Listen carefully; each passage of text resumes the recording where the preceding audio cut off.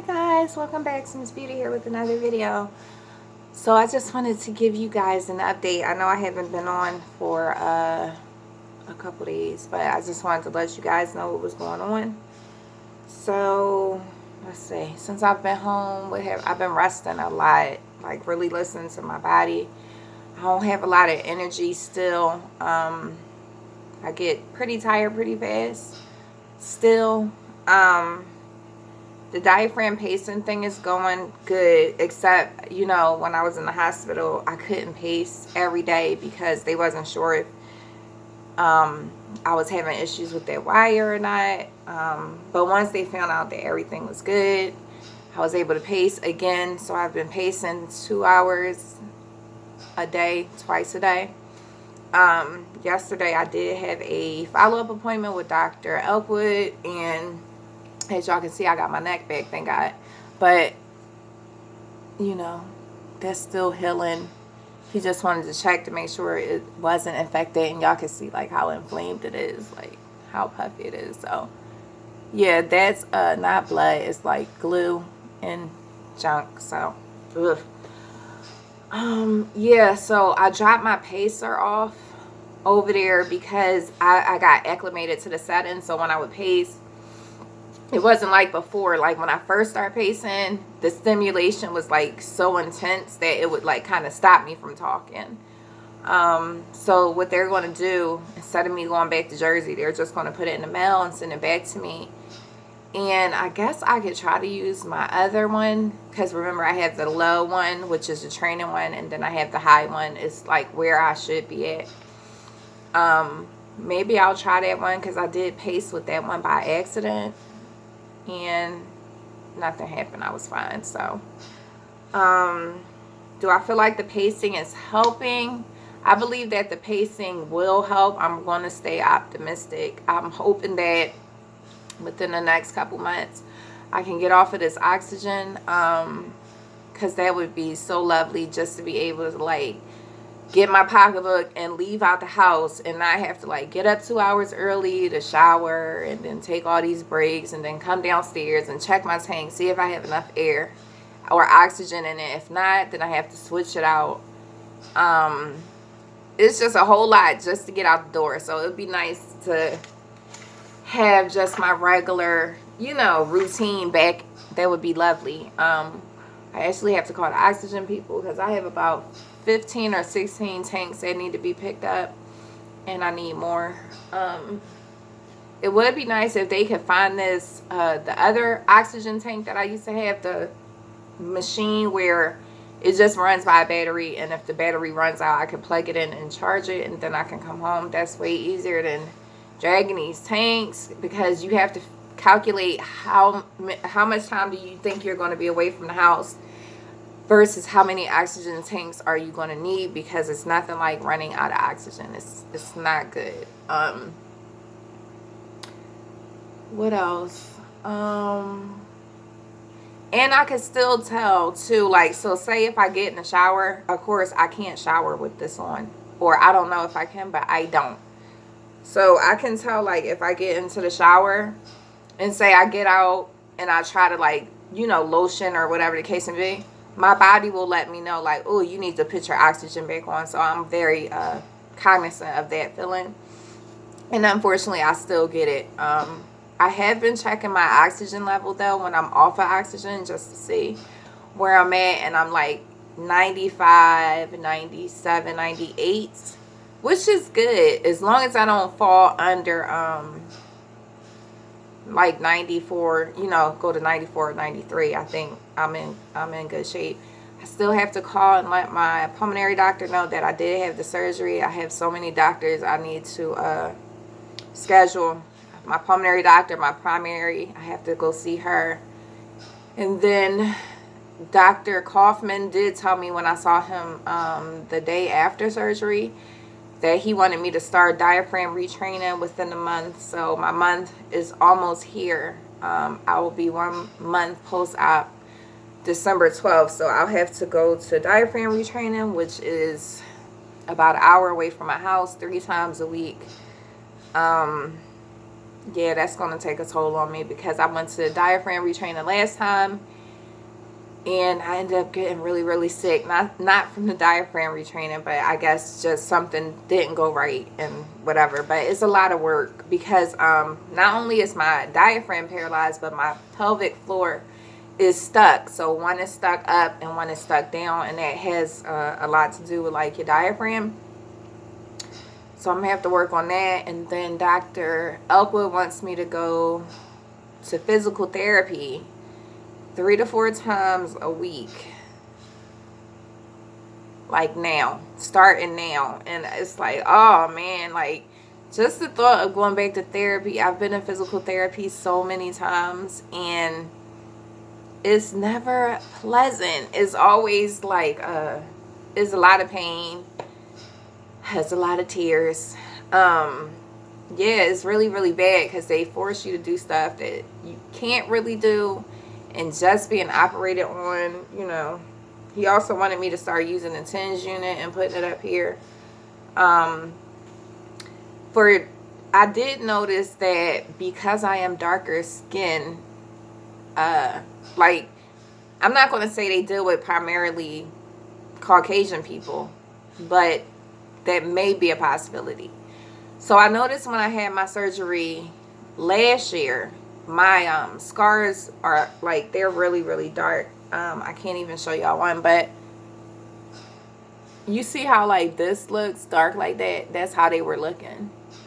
So they were trying to like get me to wear these like these patches, scar patches. It's supposed to like flatten it out, because I started keloiding on some of my scars, which I didn't have that problem before.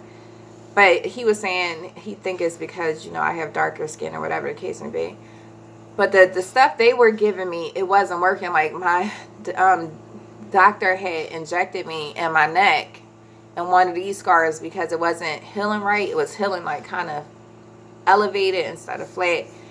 So I tried all the methods, and they're plastic surgeons too. So they, you know, they're used to like closing. Like one guy had the same surgery I had. He was a Caucasian man, and you couldn't even see his scar at all. So what I've been using, not the stuff that they're giving me because it wasn't working. I've been using the bio oil.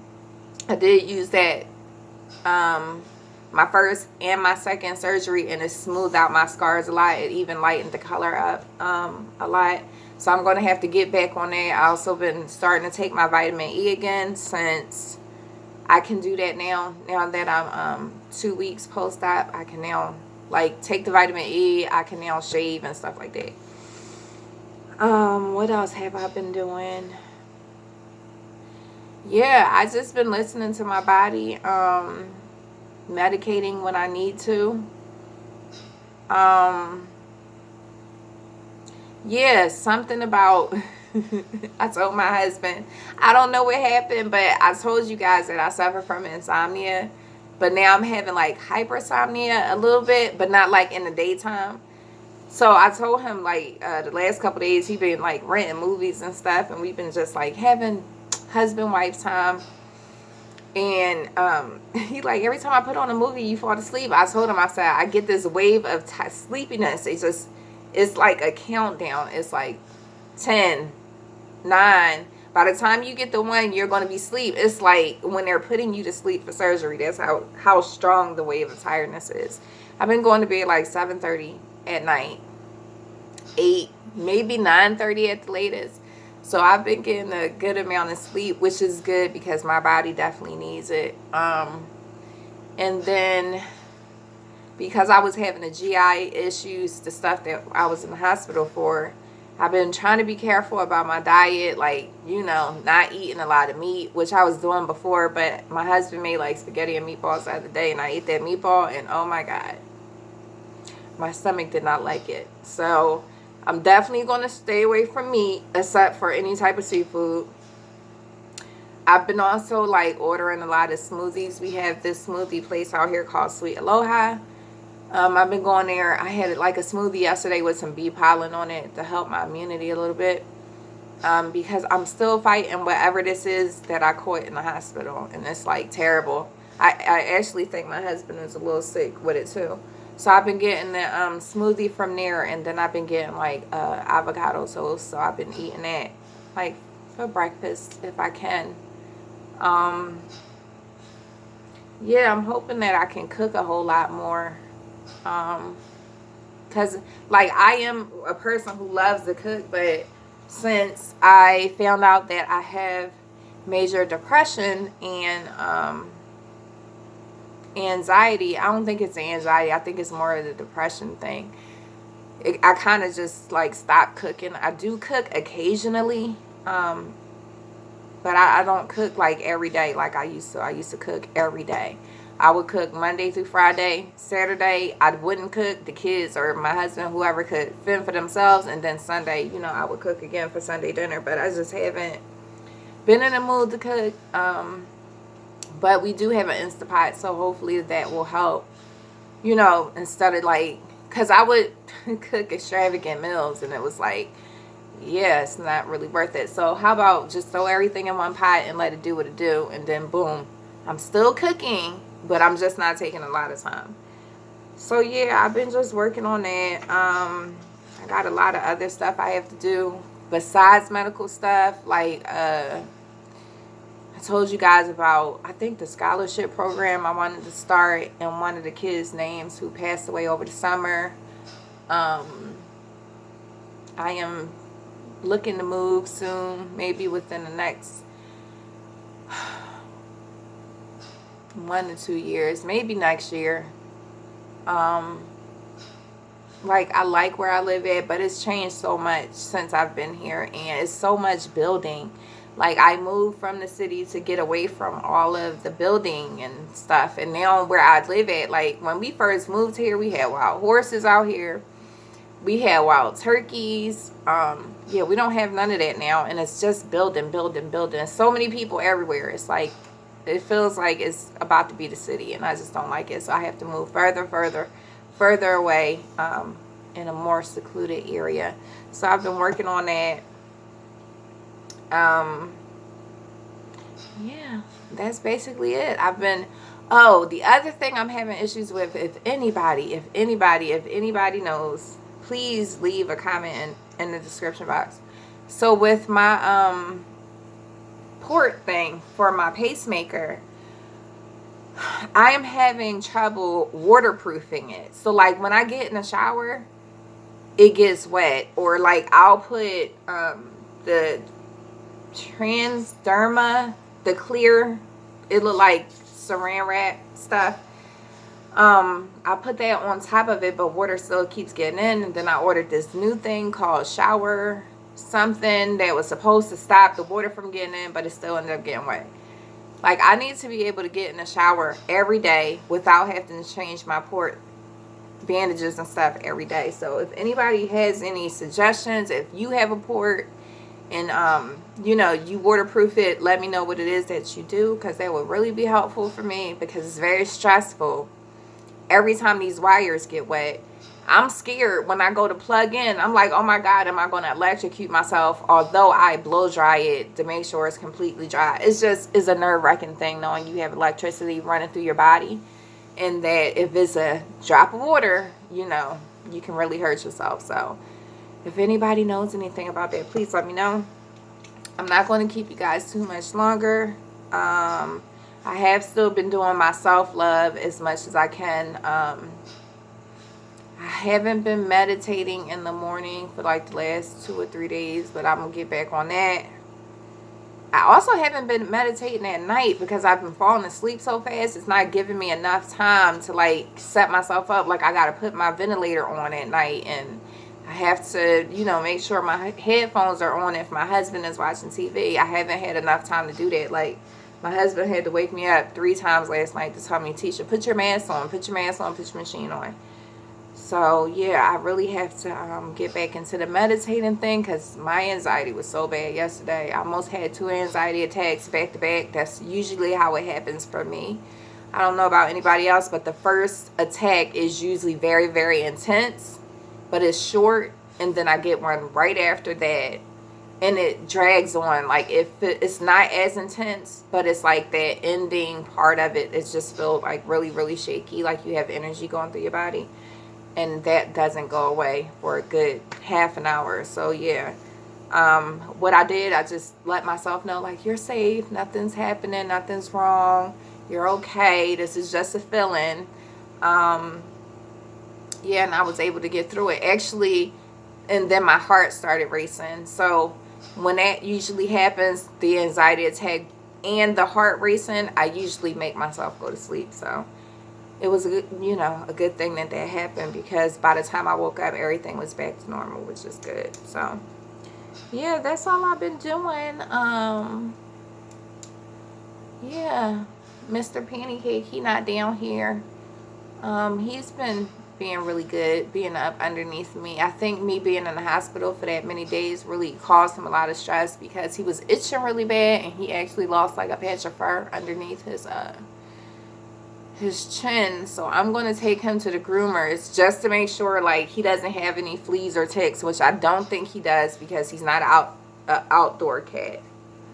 I think it was just from stress for me not being here. And then my husband was diffusing the lavender, but he was putting too much in there, and I'm like, we have an animal, you cannot put 10 drops in this little aroma, this is too strong for people. So I know it's not good for the animal. So I just told him no more diffusing. I'll just use my Bath and Body Works air freshener things, and I know that probably definitely shouldn't be going in the air, but I need my house to smell like something, so I can't burn candles. I stopped the diffusing for right now, because I don't want Pancake to suffer. And yeah, so that's all I've been up to, guys. If no one told you today that sure enough you are just the way you are with no strings attached, and if no one told you that they love you today, I love you. So until next time, peace, love, and blessings. Until the next one, guys.